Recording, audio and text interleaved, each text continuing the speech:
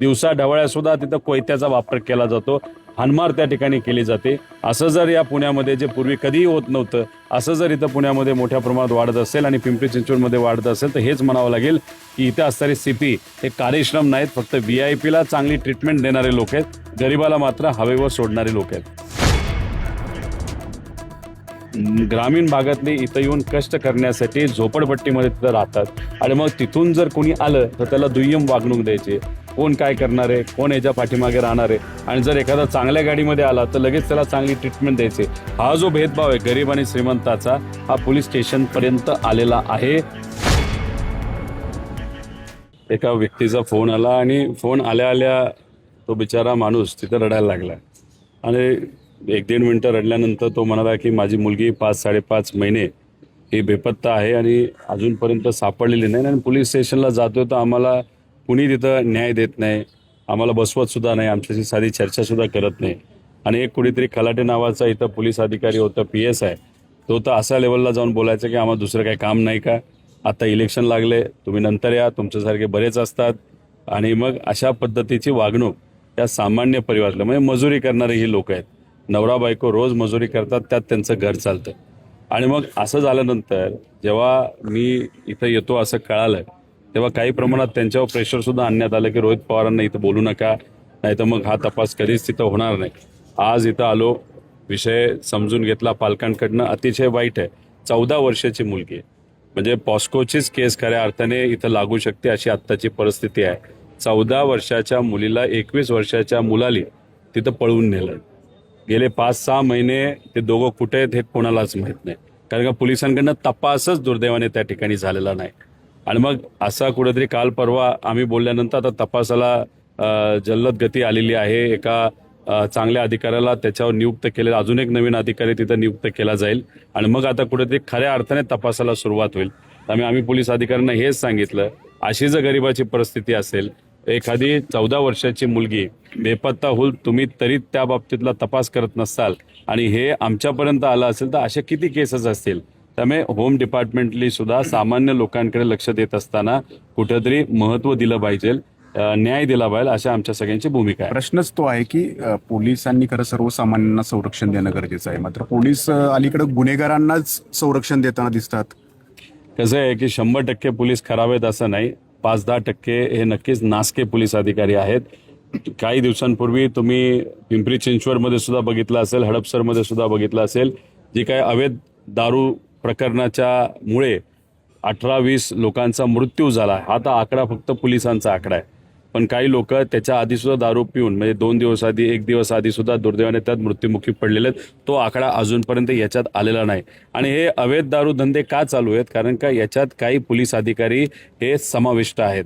Police आयुक्त विनयकुमार चौबेच हे प्रकरण दडपण्याचा प्रयत्न करत होते, दारूमुळे झालंच नाही असं ते ठामपणे या ठिकाणी सांगत होते। म्हणजे त्यांच्याकडून जर अशा प्रकारची कृती होत असेल तर नाही, हे चुकीचंच आहे। पोलीस डिपार्टमेंटकडनं असं कुठं सांगण्यात येत असेल, नाही ते हृदयविकाराने मेलं, दुसरं काहीतरी झालं, हे खरंच चुकीचंच आहे। लोकांना सुद्धा माहित होतं हे कशामुळे झालेलं आहे।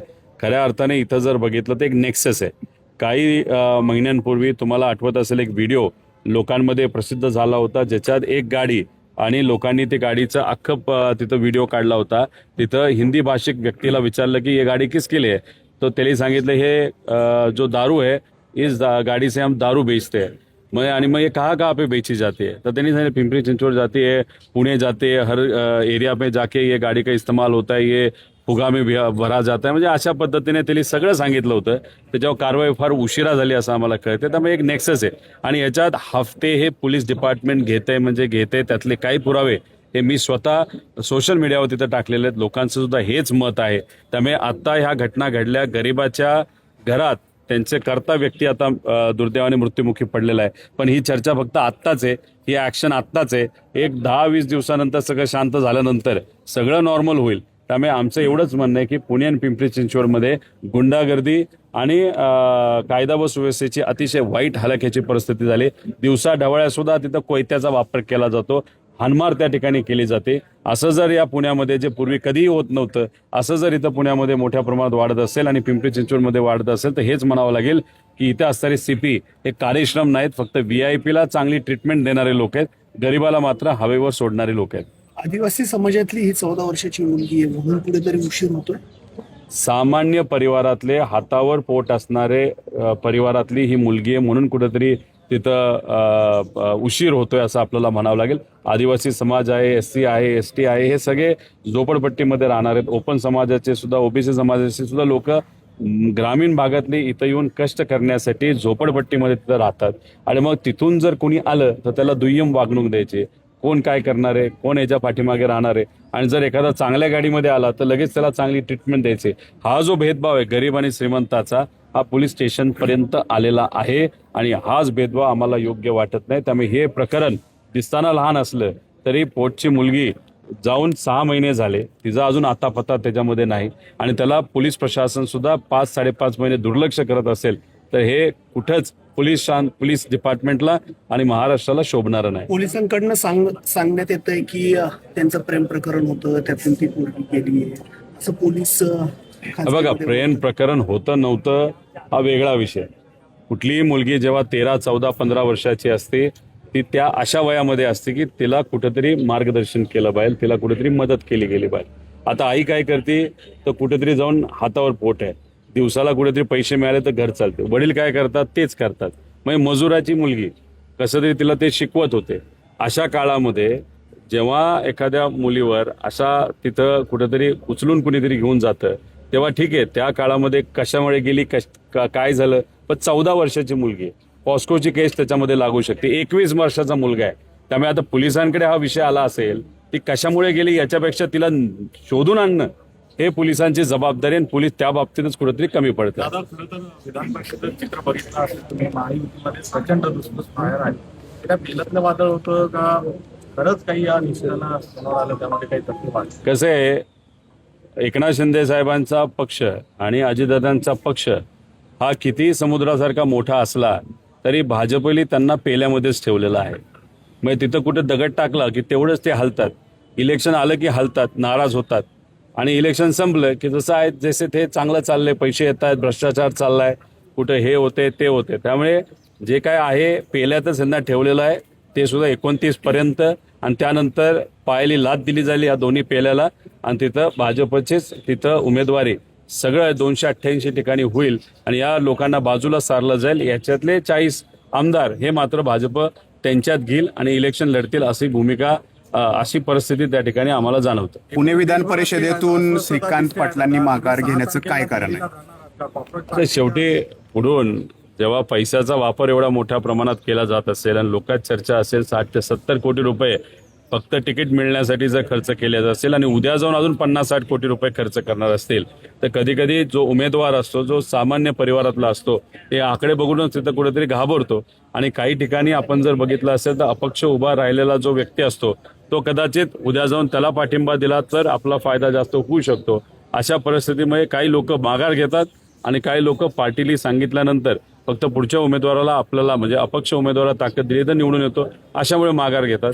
आजची ही परिस्थिती पैशाचा खेळ आणि तो कोटीत गेलेला आहे. आणि तुम्हाला आपल्या सगळ्यांना माहिती आहे की लोकल बॉडीतून निवडून आलेले जे काही लोक आहेत ते सगळे मतदार ठरणार आहेत आणि मग लोकांना माहिती आहे 70% मतदार हे कुठेतरी महायुतीच्या बाजूले आहे, 30% फक्त महाविकास आघाडीच्या बाजूले. आणि हे वास्तव माहिती असल्यामुळे सुद्धा काही लोकांनी माघार घेतली. कामगारची पदाधिकारी करण्यासाठी म्हणून उमेदवारी दिली अशी प्रचंड चर्चा चालली. आता तुम्ही बघितलं असेल विक्रम काकडेंना. काकडेंच्या संदर्भामध्ये त्यांनी 10 कोटी कर्ज दिलंय असं जय पवारांना कर्ज दिलं. आम्ही जेव्हा कोणाला कर्ज मागतो तेव्हा कुणी व्यक्ती आम्हाला कर्ज दुर्दैवाने त्या ठिकाणी देत नाही.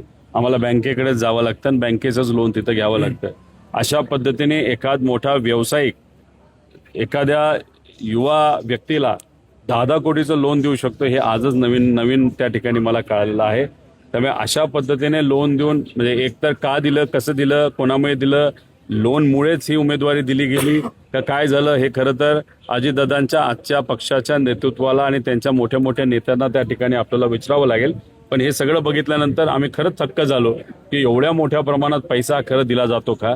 आणि मला असं कळतं की फक्त जयलाच तो पैसा दिला असं नाही, असे बरेच लोक आहेत ज्यांना तिथं 1 कोटी 2 कोटी 1.5 कोटी असं काकडेंनी त्या ठिकाणी पैसा वाटलेला आहे. एवढा पैसा त्याकडे असेल आणि जो अशा पद्धतीने लोन देऊन वाटत असेल तर एक बँकच चालवते असं म्हणावं लागेल. मग इलेक्शनमध्ये तर उत्तमत पैशाचं करेल. खरं तर कॉक्रोच पार्टीची मोठी चर्चा चालली आहे. 6 तारखेला अनेक जण पाठिंबा देत आहेत. तुमचं काय मत आहे? तुम्ही जाणार आहात का ते? कॉक्रोच पार्टीला म्हणजे एकतर ते सोशल मीडिया आउटफिट एक ग्रुप आहे, त्यांना राजकीय दृष्टिकोनातून पाठिंबा देण्याची काही जरूरत नाही असं मला वाटतं. पण त्यांनी जो मुद्दा घेतलेला हातात, नीटची परीक्षा, CBSEची परीक्षा, त्याच्यामध्ये होणारा भ्रष्टाचार, तो मुद्दा मात्र त्या ठिकाणी अतिशय महत्त्वाचा आहे. म्हणजे आज सकाळीच आपण सगळ्यांनी बातमी ऐकली असेल की नागपूरमध्ये एका मुलीली हा जो ताण आलेला आहे तिच्यावर, कारण का आईवडिलांनी कष्ट करून, शेतकऱ्याची मुलगी आहे, तिथं पैसे गोळा केले, कसं तरी दिली, अभ्यास केला, फी दिली आणि मग आत्ता परीक्षा द्यायची की हा परीक्षामध्ये भ्रष्टाचार झाला आणि तो ताण तिच्यावर असल्यामुळे तिने पत्र लिहून आत्महत्या केलेली आहे. त्यामुळे अशा पद्धतीने युवा, ते सुद्धा 24 लाख विद्यार्थ्यांच्या बाबतीत जर नफेखोरी होत असेल, पैसा खाल्ला जात असेल, CBSEच्या बाबतीत तेच झालं असेल आणि पुरावे झाकण्यासाठी जो ऑफिसलाच आग लावली जात असेल, तर जे धर्मेंद्र प्रधान जे या देशाचे शिक्षण मंत्री आहेत, त्यांना घरी बसावंच लागेल. आणि ते जर बसले नाही तर त्यांना बसवलं नाही तर लोकच असं काहीतरी करतील जे 6 तारखेला आपल्या सगळ्यांना दिसेल की त्यांना काही पर्याय राहणार नाही, पण घरीच बसावं लागेल.